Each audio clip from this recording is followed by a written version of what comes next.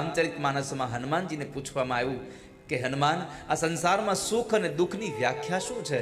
તો હનુમાનજીએ કહ્યું છે, સાંભળજો. કહ હનુમંત વિપતિ પ્રભુ સોઈ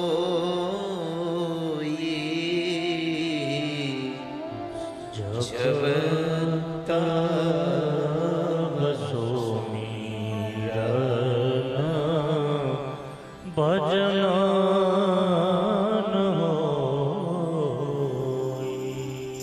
હનુમાનજીને પૂછ્યું કે સુખ અને દુઃખ કોને કહેવાય? તો એમણે જવાબ આપ્યો કે આ જીવ જેટલો સમય ભગવાનને યાદ કરે છે એટલો સમય સુખ કહેવાય, અને આ જીવ જેટલી વખત બીજી વાતો કરે છે એ બધો સમય દુઃખનો કહેવાય છે. જબ તવ સુમિરન ભજન ન હોય. તો આ સંસારમાં જ્યાં સુધી ભગવાનનું ભજન છે ત્યાં સુધી સંસાર આપણો સુખમય છે. માણસો દુઃખમાં ભગવાનને યાદ કરે, પણ દુઃખમાં નહીં. પ્રભુને યાદ કરવાનો સાચો સમય સુખ છે. કેમ? તો કહે છે કે જે માણસ સુખમાં ભગવાનને યાદ કરે ને એને જીવનમાં કોઈ દુઃખ આવતું જ નથી. જે સુખમાં યાદ કરે. આ સંસારમાં અર્જુને ભગવાનને દુઃખમાં યાદ કર્યા છે, માં કુંતાએ ભગવાનને સુખમાં યાદ કર્યા છે, અને દાદા ભીષ્મએ સુખ અને દુઃખ બંનેમાં યાદ કર્યા છે. સુખાવસાને ઇદમેવ સારમ દુઃખાવસાને ઇદમેવ જ્ઞેયમ દેહાવસાને ઇદમેવ જાપ્યમ ગોવિંદ દામોદર માધવેતિ. હે જીવ, આ સંસારમાં તું પરમાત્માને સુખ દુઃખ અને અંતિમ સમયે યાદ કરતો રહેજે. શું મળશે તને? સુખમાં યાદ કરવાથી માણસને સદ વિચારો મળે છે. નહીં તો ઘણી વખત એવું થાય છે કે દુઃખ આવે એટલે સુખ આવે તઈ જ માણસ રસ્તો ભૂલી જાય. અને આપણા બધાનું આવું જ છે. દુઃખ હોય તો 3 વખત મંદિરે જાય, સુખ આવે તે અઠવાડિયામાં 1 વખત ન જતા.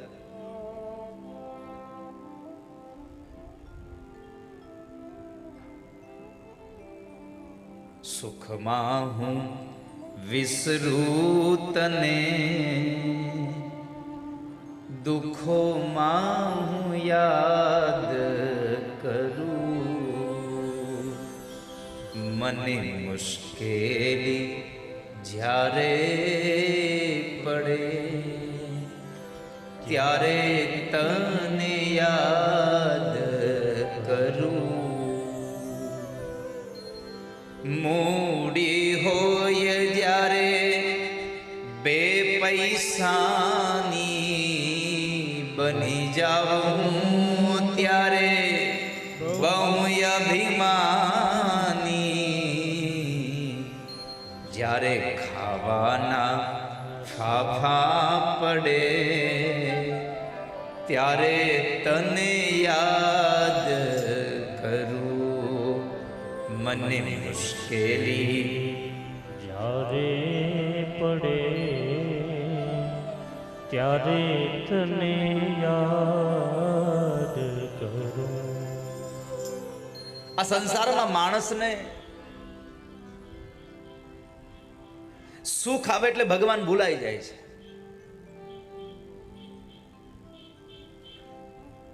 આપણે સામાન્ય એવી નોકરી કરતા હોઈએ અને ઘરેથી નીકળીએ અને જ્યાં સુધી આપણી ઓફિસ કે ફેક્ટરી જ્યાં સુધી આવે, જ્યાં આપણે નોકરી કરવા જઈએ છીએ, તો રસ્તામાં આવતું ભગવાન હનુમાનજીનું મંદિર હોય તો એ ભલે, અને ભગવાન શંકરનું મંદિર હોય તો ભલે, માતાજીનું મંદિર હોય તો ભલે, આપણે પગે લાગવા જઈને જઈએ. ક્યાં સુધી? જ્યાં સુધી આપણે બીજાની ફેક્ટરીમાં નોકરી કરીએ છીએ ત્યાં સુધી. પણ એ જ ભગવાન એવી કૃપા કરે કે નોકરી બંધ થઈ જાય અને નાનો એવો પ્રાઇવેટ ધંધો આપણો નાખવાની આપણી તાકાત થઈ જાય એટલે મંદિરે જતા બંધ થઈ જાય. પછી ત્યાંથી નીકળીએ ખાલી હોર્ન વગાડતા જાય, ટીટ ટીટ. આ દુનિયાનું વાસ્તવિક છે.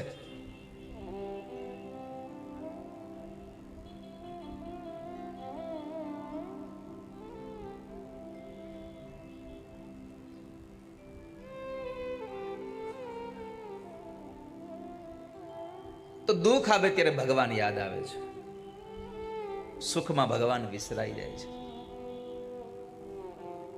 ભરતજી મહારાજને ખબર હતી કે મારા અંતિમ સમયે મારાથી આ હરિણ થયું, એટલે હું હરણ તરીકે જન્મ્યો હતો.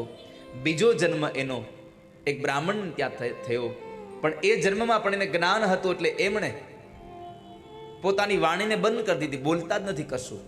મોટા થયા, અને એ મોટા થયા પછી એમને યજ્ઞોપવિત સંસ્કાર કરવામાં આવ્યા, અને બ્રાહ્મણો જ્યારે યજ્ઞોપવિત સંસ્કાર આપી અને ગાયત્રી મંત્ર બોલવાનું કહે છે, ત્યારે ભરતજી મહારાજ ગાયત્રી મંત્ર નથી બોલ્યા. કેમ? બોલવું તો પાપ થાય ને, બોલવું જ નથી, એટલે બોલતા જ નથી કશું. એ ભરતજી મહારાજ નાની ઉંમરમાં માતા પિતાનો છાંયો ખોઈ બેઠા, પોતાના સાવકા ભાઈની સાથે રહેતા હતા. એમાં ભણવામાં ધ્યાન નહોતું, એટલે સાવકા ભાઈએ વાડીએ ધ્યાન રાખવા માટે મોકલે છે. પણ વાડીમાં આવીને એને એક જ ભાવ હતો, ખેતરમાં ઉભેલા પાકને ચકલાઓ ખાતા હોય તો મોઢામાંથી એક જ શબ્દ નીકળે કે રામ કી ચીડિયા રામ કા ખેત, ખાલો ચીડિયા ભરભર પેટ. આ વાતની ખબર જ્યારે એના ભાઈને પડી, એટલે એના ભાઈએ એને ઘરમાંથી કાઢી મૂકે છે. તારે જો કઈ કામ ન કરવું હોય તો ખોટા રોટલા ન બગાડીશ, ચાલો જાય અહીંયાથી. ભરતજી મહારાજ નીકળી જાય છે, જંગલના માર્ગે ચાલતા ગયા.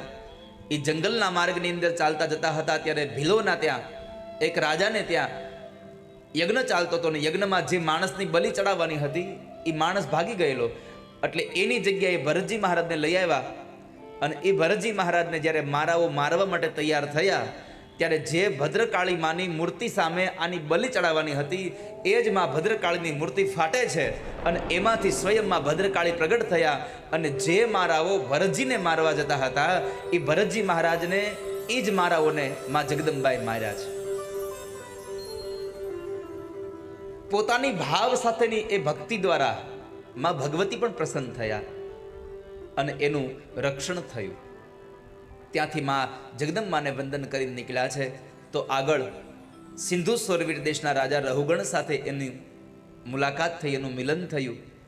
અને એમાં જે રહુગણ છે એ કપિલ મુનિના આશ્રમમાં સત્સંગ કરવા જતો હતો, અને સત્સંગની અંદર 4 લોકો એને પાલખીમાં બેસાડીને લઈ જતા હતા. એક માણસ ભાગી ગયેલો, હવે પાલખી ઉપર એમ હતી નહીં, એટલે જે માણસ ભાગી ગયો હતો એ માણસની જગ્યાએ ભરતજી મહારાજ જંગલમાં હાલ્યા આવતા હતા, તો એને જોડ્યા, એને દોડીને લઈ જાય છે. પણ ઘટના એવી ઘટી કે માર્ગમાં બરાબર જંગલમાં કીડા મકોડા આવ્યા, એટલે ભરતજીએ કૂદાકો માર્યો, એટલે પાલખી આખી હલે છે. તો રાજા રહુગણે કીધું કે લાવ સીધા ચાલો ને, કેમ કૂદાકૂદ કરો છો? 3 લોકો બોલ્યા છે કે મહારાજ અમે નહીં, આવલો નવો આવ્યો ને એ કૂદાકૂદ કરે છે. એને કીધું ભાઈ સીધો ચાલ, એટલે થોડી વાર વળી પાછા સીધા ચાલ્યા, એમાં વળી પાછા કીડો મકોડા આવ્યા, એટલે વળી પાછો કૂદાકો માર્યો, એટલે વળી પાછી પેલી પાલખી હલી. તો અંદર રાજા રહુગણને પાલખીનો દંડ માથામાં વાગ્યો, અને રાજાને વાગે તો પોસાય નહીં, એટલે પાલખી ઊભી રખાવે છે. નીચે ઉતરી અને ભરતજી મહારાજને ચાબુકના માર મારે છે. પણ ભરતજી તો હસતા હતા, એટલે ભરતજી મહારાજને રાજા રહુગણે પ્રશ્ન કર્યો કે એલા તું મરેલો છો, તને વાગતું નથી? તને વાગતું નથી અહીંયા? તો રાજા રહુગણ અને ભરતજી મહારાજે જવાબ આપ્યો છે કે 4 લોકો તો મર્યા હોય એને ઉપાડે, 4 લોકોએ તમને ઉપાડ્યા છે મહારાજ, મને નહીં. અને તમે વાત કરો છો મને મારવાની, તો યાદ રાખો તમે મારો છો શરીરને, એમાં હું શું કામ દુઃખી થાવ? હું તો આત્મા છું. રાજા રહુગણને થયું કે આ કોઈ સામાન્ય પુરુષ નથી, આ કોણ છે? એટલે એને પૂછ્યું કે તમે કોણ છો? તમે કોઈ બ્રાહ્મણ છો? કેમ કે આ સંસારમાં હું કોઈનાથી ડરતો નથી, કેવલ બ્રાહ્મણો દ્વારા જ મને ભય લાગે છે. આપ કોણ છો? ત્યારે ભરતજી મહારાજે પોતાની ઓળખાણ આપી. પ્રથમ તો એને કહ્યું કે તમે મને પૂછો છો હું કોણ છું, તો હું કોણ છું એની તો શોધ માટે નીકળી પડ્યો છું. પણ તમે રાજા ચક્રવર્તી ભરતનું નામ સાંભળ્યું છે? એટલે રહુગણે કહ્યું કે હા અમે સાંભળ્યું છે, અમે એના જ તો રાજ્યમાં રહીએ છીએ. એ તો મૃત્યુ પામ્યા છે. ત્યારે ભરતજી મહારાજે કહ્યું કે રાજા, એ તમારા માટે મૃત્યુ પામ્યા છે, પણ હું એ જ ભરત છું. હું પણ તમારા જેમ સત્સંગ માટે ઘર છોડી અને પુલહાશ્રમમાં ગયો હતો, ગંડકી નદીના કિનારે જઈ અને ભગવાનનું ભજન કરતો હતો. પણ હરિહરિમાંથી હરિણ થયું ને, તો મારે બીજા 2 જન્મ લેવા પડ્યા છે. માટે તમને કહું છું કે સત્સંગમાં જાઓ છો તો સત્સંગમાં દંભ ન રાખશો, સત્સંગમાં તમે અભિમાન ન કરશો. અને આ સંસારમાં જેને સત્સંગ કરવો છે, જેને ભક્તિ કરવી છે, જેને ભગવાનનું ભજન કરવું છે, એ માણસે ક્યારેય પણ જીવનમાં અભિમાન ન રાખવું જોઈએ. એ માણસે ક્યારેય પણ અહંકાર ન કરવો જોઈએ. જેને પણ અહંકાર આવ્યું છે એ માણસને આ નાવ ડૂબી છે અને ડૂબી છે. સામાન્ય વાત, એક હોડી હોય અને એ હોડીની અંદર નાનું એવું ખાલી એક કાણું પડી જાય, પછી હોડી ડૂબે કે ન ડૂબે? હોડીની અંદર પાણી આવવાનું કોઈ પણ જગ્યાએથી માર્ગ થાય એટલે એ હોડી પાણીમાં ડૂબે, એમાં સંશય નથી. એમ આ મનુષ્ય જીવનમાં તમને જરા પણ અભિમાન આવે એટલે મનુષ્ય જીવન તમારું ડૂબે, એમાં પણ સંશય નથી. અભિમાન આવે એટલે ડૂબવાનું જ છે. તો આજે રાજા રહુગણ અને ભરતજી મહારાજનો સંવાદ મને તમને ઉપદેશ કરે છે કે હે સંસારના જીવાત્માઓ, આપણને જ્યારે પણ સત્સંગ થાય, જ્યારે પણ આપણને ભગવાનનું ભજન થાય, એ ભજનની અંદર ક્યારેય પણ આપણે અહંકાર ન કરવો જોઈએ. અને આ સંસારમાં અહંકાર કોઈનો રહ્યો નથી. 10 માથાવાળા રાવણનું અભિમાન નથી ટેક્યું તો આપણે એક જ માથું છે. આ દુનિયામાં અહંકાર રહેતો જ નથી કોઈનો. આ દ્વારિકામાં જ, આ દ્વારિકાની રક્ષાનું કાર્ય જે સુદર્શન ચક્રના હાથમાં છે, એ સુદર્શન ચક્રને એટલો અહંકાર હતો કે મને પૂછ્યા વગર કોઈ દ્વારિકા મંદિર ન જઈ શકે, આટલો અહંકાર એને હતો. અને એ સુદર્શન ચક્રને હનુમાનજી મહારાજે મુઠ્ઠીમાં લઈ અને બંધ કરી દીધું. આ દુનિયામાં ક્યારેય પણ અહંકાર ન કરશો, કેમ કે એક સૂત્ર જીવનમાં યાદ રાખવું, શેરની માથે 1.25 શેર હોય ને હોય જ. આપણને એમ હોય કે હું આ કરું છું તો આપણાથી પણ કોઈ સારું કરતું હોય છે કામ. એટલે ક્યારેય અહંકાર ન કરશો કે આ કાર્ય મારાથી જ થતું હોય છે. અને આપણાથી જે કામ થતું હોય ને એ કામ બીજાને શીખડાવીને જવું, નહીં તો આપણે જો યારે એ દુઃખમાં આવશું ત્યારે આપણને કોણ બારું કાઢશે?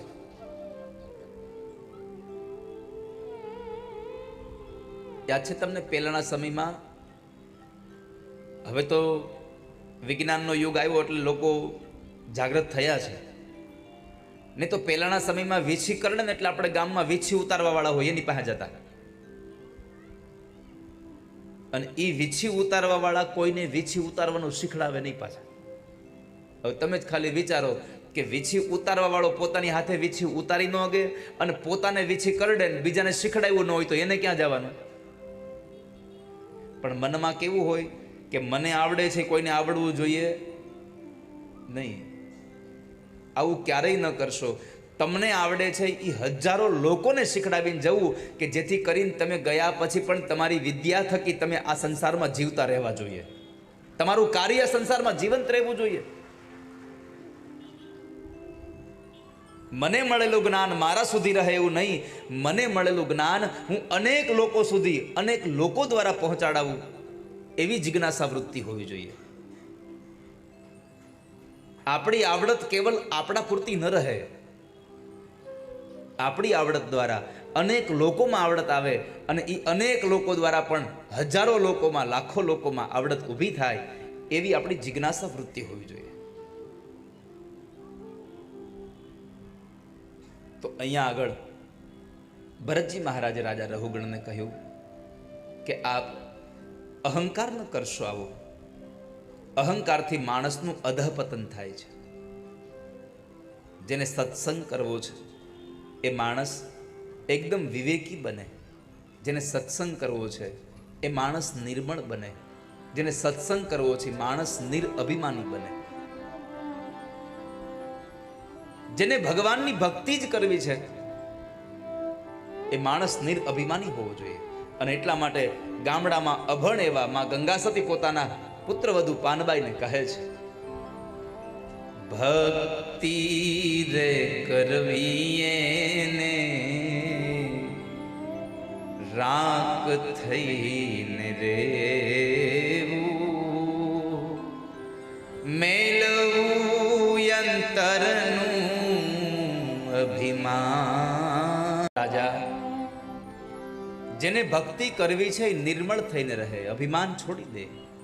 અને બીજું સૌથી શ્રેષ્ઠ વાત ભરતજી મહારાજે બહુ ઉત્તમ વાત બતાવી કે રાજા, આ સંસારમાં ગમે તેટલા વ્રત, ગમે તેટલા યજ્ઞ કરશો, ગમે તેટલા દાન કરશો, પણ જ્યાં સુધી કોઈ મહાપુરુષની રજ તમારા માથા ઉપર નહીં પડે ત્યાં સુધી તમારું ભાગ્ય નહીં સુધરે.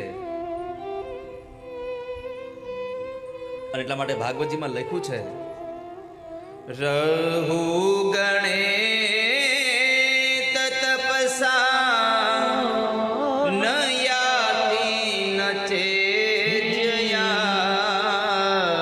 નો ચેજયાનિર્વપણા ગૃહાદ્વા ન છંદસાનેવ જલાગ્નિસૂર્યેર વિનામપાદરજો વિષેકમ વિનામપાદરજો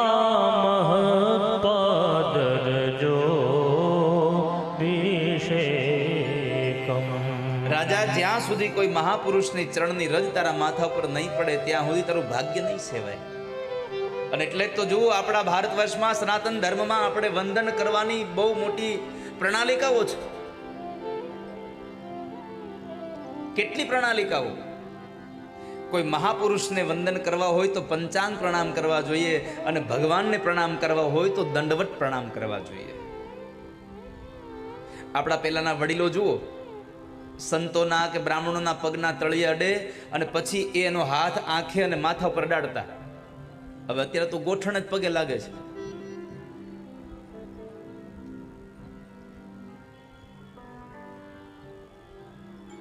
હવે બીજી ધજા નીકળશે આગળ. એવું લાગે ને તો અમિતભાઈ અહીંથી કેવું થોડોક ઝડપથી આમ વ્યાદ હોય, અહીં નજીક આવે ત્યારે હોય, બાકી રમવા દેજો. આપણે કોઈનામાં વિક્ષેપ ન કર્યો. આપણે તો 10 વાગે કથા પૂરી કરશું.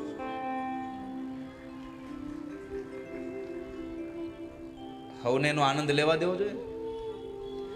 કેટલા વર્ષથી રાહ જોતા હોય તો માંડ ધજાનો વારો આવ્યો હોય, અને એમાં આપણે વિક્ષેપ કરીએ.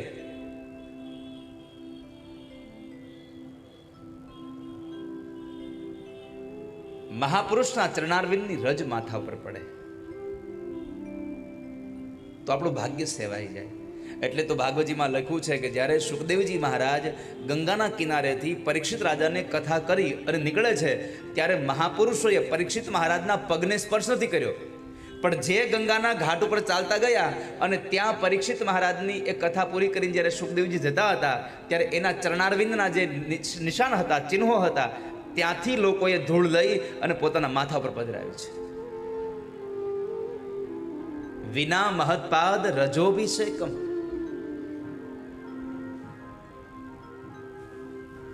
તો એવા ભરતજી મહારાજ રાજા રહુગણને પંચમ સ્કંદની અંદર ભગવાનની ભક્તિ પ્રત્યેનો ભાવ બતાવ્યો અને એને જ્ઞાન ઉપજાવ્યું. એ કથા બતાવી શ્રીમદ ભાગવતના પંચમ સ્કંદને ત્યાં વિશ્રામ કર્યો. ષષ્ઠમ સ્કંદ એટલે નામનો મહિમા છે.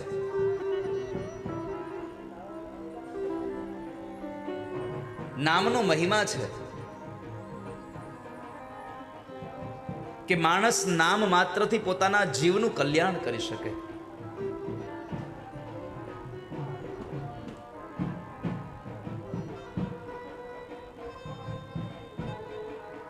ભગવાનનું નામ જેટલું મોટું છે એટલે તો ભાગવતમાં આપ્યું છે. એટલે ભાગવતમાં સ્વયં આપ્યું છે કે જ્યારે ભગવાન કૃષ્ણને માસી પૂતના ઝેર પીવડાવવા માટે આવે છે, ત્યારે ભગવાન ઉપરથી ઘાત જાય છે ને ત્યારે સ્વયં માં યશોદાજી ભગવાનના નામ લે છે. સ્વયં પોતે માના ભગવાનના નામ લઈ અને પરમાત્માની રક્ષા માટે આ સંસારનો જીવાત્મા જ્યારે દુઃખી થાય ત્યારે ભગવાનને યાદ કરે, અને પરમાત્મા જ્યારે પોતે જ્યારે દુઃખમાં આવે ત્યારે એ પોતે પરમાત્માના નામને યાદ કરે છે, ભગવાનના નામને યાદ કરે છે. તો અહીંયા આગળ ષષ્ઠમ સ્કંદમાં એક કથા છે, નામનો મહિમા. કાન્યકુબ્જે દ્વિજ કશ્ચિ દાસીપતિ રજામિલ નામ્નાષ્ટ સદાચારો દાસ્યઃ સંસર્ગદૂષિતઃ.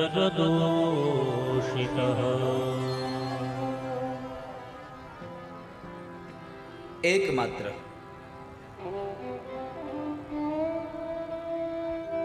એક દુસંગ થયો, એક કુસંગ થયો, અને પોતે પોતાના માર્ગ ઉપરથી ચૂપ થઈ ગયો, પોતાના માર્ગ ઉપરથી હાવ ભ્રંશ થઈ ગયો. અજામિલ બ્રાહ્મણ નહીં તો પોતાના કર્મમાં તત્પર રહેનારો બ્રાહ્મણ હતો, પણ એક વખતના સમયે એક એણે ગણિકા સ્ત્રીને કામ વાસના ભોગવતા જોઈ અને પોતાનું મન એનામાં લાગી ગયું. પોતાના બધા જ સત્કર્મને મૂકીને પણ એની પાછળ રહ્યો છે. અને કામ વાસનાનું બાણ એટલું બધું તીક્ષ્ણ હોય છે કે એમાંથી છૂટવું અઘરું બહુ છે. મોટા મોટા ઋષિ પત્નીઓ પણ જો એમાંથી નથી છૂટી શક્યા તો આ સંસારનો માણસ કેમ છૂટવાનો હતો?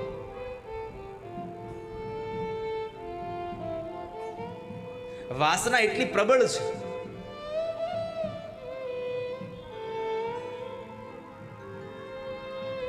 સ્વયં વ્યાસના પિતા પરાશર એક માછીમારની કન્યામાં મત્સ્યગંધામાં એટલા બધા મોહિત થઈ ગયા કે પોતાના તપોબળને લઈ અને ચારે બાજુ અંધારું ઉત્પન્ન કરી દીધું. વાસના જ્યારે પ્રબળ બને છે ત્યારે માણસ ભાન ભૂલી જાય છે.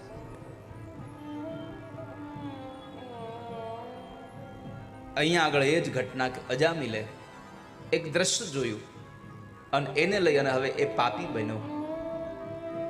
ન ભગવાનનું નામ લઈ, ન કોઈ દી સત્સંગમાં જાય, ન કોઈ દી મંદિરોમાં જાય, ન વ્રત કરે, ન ઉપવાસ કરે. એમાં એક વખતના સમયે એક ઘટના ઘટી કે બરાબર એના ઘરે સંતો ભોજન માટે આવ્યા. જોજો, કુસંગથી પણ માણસનું જીવન બરબાદ થઈ જાય અને સત્સંગથી માણસનું જીવન ધન્ય થઈ જાય છે.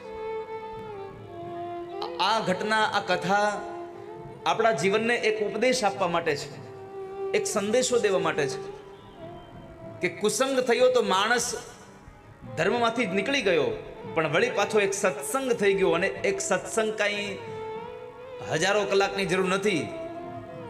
તુલસીદાસજી મહારાજ લખે છે, એક ઘડી આધી મેં પુનિયાદ, તુલસી સંગત સાધુ કી કટે કોટી અપરાધ.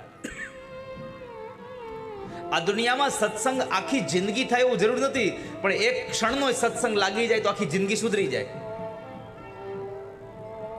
એક ક્ષણ માટે પણ કુસંગ થઈ જાય તો જીવન બરબાદ થતા વાર નથી લાગતી. આજે અહીંયા એવું જ થયું. અજામિલને એક કુસંગ થયો અને માણસનું જીવન બરબાદના માર્ગ ઉપર ચડી ગયું. પણ વળી પાછી એક ઘટના એવી ઘટી કે એના ઘરે સંતો જમવા આવેલા અને એ સંતોએ અજામિલ પાસે દક્ષિણા માગી કે અમને દક્ષિણા આપો. અજામિલે કહ્યું કે તમારા આ ભગવા કપડા, આ તમારા ગળામાં રહેલી માળાઓ, આ તમારા હાથમાં રહેલા કમંડળ, આ બધું લઈ નથી લેતો, એને દક્ષિણા સમજી અને વયા જાઓ. પણ ત્યારે સંતોએ કહ્યું કે ભાઈ, અમારે કંઈ પૈસા નથી જોતા, અમારે પૈસા નથી જોતા, અમારે તો કેવળ એટલી જ દક્ષિણા જોઈએ છે કે તમારા પત્ની ગર્ભવતી છે અને જો તમારા ઘરે દીકરો જન્મે તો તમે એ દીકરાનું નામ નારાયણ રાખજો. અને આ સંસારમાં આમે કહ્યું છે કે સાધુ ભૂખા ભાવકા, ધનકા ભૂખા નાહી, ધનકા ભૂખા જો ફિરે વો સાધુ કહાવત નાહી.